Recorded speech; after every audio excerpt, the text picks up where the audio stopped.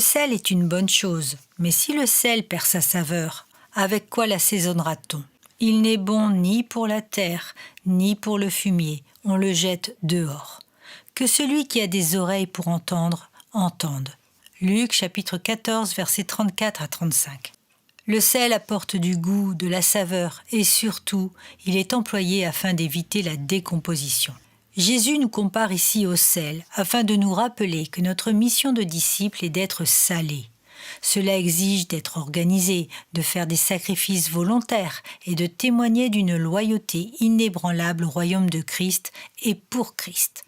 Le sel peut perdre sa saveur lorsqu'il s'humidifie puis sèche, et dans ce cas, il ne reste qu'un résidu insipide. De nombreux chrétiens se mêlent au monde pour éviter de prendre fait et cause pour Christ. Sont-ils d'ailleurs de véritables chrétiens, nés de nouveau, pour chercher à dissimuler leur foi? Jésus prévient que celui qui a des oreilles pour entendre, entende.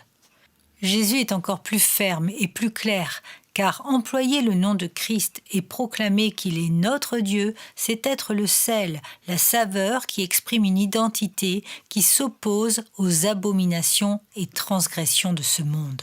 Une personne se revendiquant chrétienne et qui est un sel sans saveur, comme l'indique Jésus, n'est ni bonne pour la terre ni pour le fumier. On la jette dehors.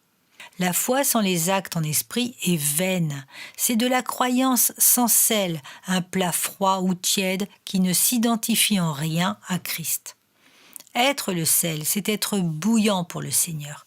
Rechercher ses œuvres en lui et non nos œuvres mortes en nous.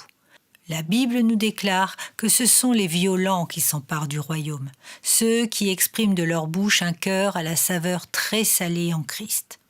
Jésus est le sel de notre nouvelle vie et notre témoignage est l'expression de ce sel divin qui donne du goût à la vie et qui éclaire les ténèbres.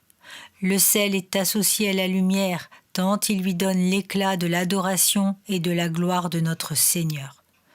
Le sel de notre cœur en Christ est transmis par sa parole dans nos bouches afin d'assaisonner les âmes pour les mener sur le chemin du salut.